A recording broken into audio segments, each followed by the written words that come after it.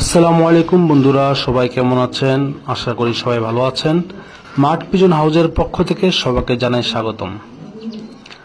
আজকে আমি আপনাদের সাথে যে জিনিসটি নিয়ে আলোচনা করব সেটা হচ্ছে কবুতরের পেয়ার আমরা কি দেখে মিলাবো বা কি কি দিক বিবেচনা করে আসলে কবুতরের জোড়া মেলানো উচিত সেটা নিয়ে মূলত আজকের ভিডিও। তা আমরা অনেকেই যারা নতুন পালি বা পুরানো যারা কবুতর পালি তাদের ক্ষেত্রে জিনিসটা হয়ে থাকে। আমার লফটেও অনেক সময় এরকম হয় যে দেখা যাচ্ছে বাবা মায়ের যে কালার বাচ্চা কিন্তু সেম কালার বের হচ্ছে না। বাবা মায়ের যদি ফুল ফ্রেশ গড়া হয়ে থাকে বাচ্চা কিন্তু ফাটা বের হচ্ছে। বাচ্চা বাবা মায়ের মুসলদম কিন্তু বাচ্চা এরকম জাগ বার হচ্ছে বা দোপাস বার হচ্ছে বা মাইদম বের হচ্ছে, মানে বাপ মায়ের যে কোয়ালিটি সে কোয়ালিটির বাচ্চা বের হচ্ছে না। এটা নিয়ে আসলে আমার এই মূল ভিডিওটা তৈরি করা, যেটা আসলে রিজনটা কি, কারণটা কি, আসলে পেয়ারের মধ্যে কি সমস্যা। আমরা যারা পুরাতন কবুতর পালি তারা কম বেশি সবাই জানি যে কবুতরের একটা ব্লাড লাইন বলতে একটা জিনিস আছে। এটা আমরা সবাই কিন্তু যারা পুরান পালি জানি যে কবুতরের ব্লাড লাইনে যদি সমস্যা হয়ে থাকে মূলত এই জিনিসগুলো হয়ে থাকে।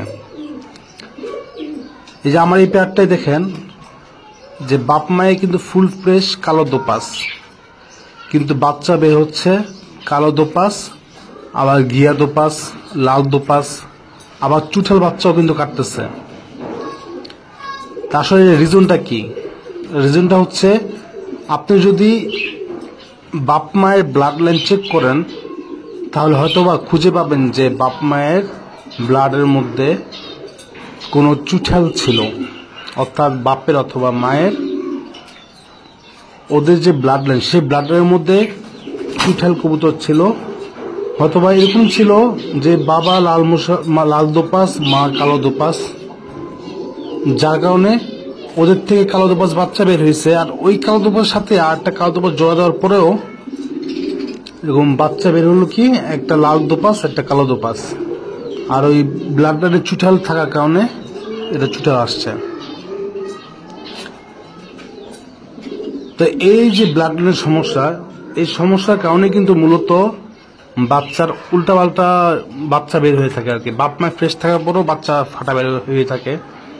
আর আরেকটা রিজন তো এটা আমরা কম বেশি সবাই জানি, সেটা হচ্ছে যদি অনেক দিন যদি 3-4 বার বা 5 বার একসাথে যদি বাচ্চা করা হয় তাহলে কিন্তু ফাটা বাচ্চা বের হয়। এটা আমরা সচরাচর সবাই জানি। কিন্তু রেস্ট দেওয়ার পরও যাদের ক্ষেত্রে এই ধরনের হয়ে থাকে যে প্রত্যেকবারে চেঞ্জ হচ্ছে, বাচ্চা এক এক সময় একটা আসতেছে, তো সেক্ষেত্রে আপনার ওই কবুতরের ব্লাড লাইন ঠিক নেই। এই কারণে যখন কবুতরের জোড়া মিলাতে হয় তখন আগে জানা থাকা উচিত যে আমি যে জোড়াটা মিলাতেছি, যে এই যে পেয়ারটা বানাইতেছি মাস্টার পেয়ারটা, আসলে এই পেয়ারটার পূর্ব প্রজন্ম কি ছিল, তাদের প্রজন্মের ব্লাড কি ঠিক ছিল কিনা, তাদের পূর্ব প্রজন্ম কি সেম জাতের কবুতর ছিল কিনা, এটা যদি আমাদের জানা থাকে তাহলে আমরা যদি ওই জানা অনুযায়ী যদি পেয়ার মিলাই তাহলে ওই জোড়ার থেকে কখনোই ফাটা বাচ্চা বা ভিন্ন জাতের বাচ্চা বের হবে না ইনশাল্লাহ। আর আরেকটা জিনিস যেটা হচ্ছে কালারিং কবুতর বাদেও অন্য যে কবুতরগুলো আছে ওই ক্ষেত্রে কিন্তু সেম জিনিসটাও একই রকম, প্রায় সেম একই রকমই হয়ে থাকে।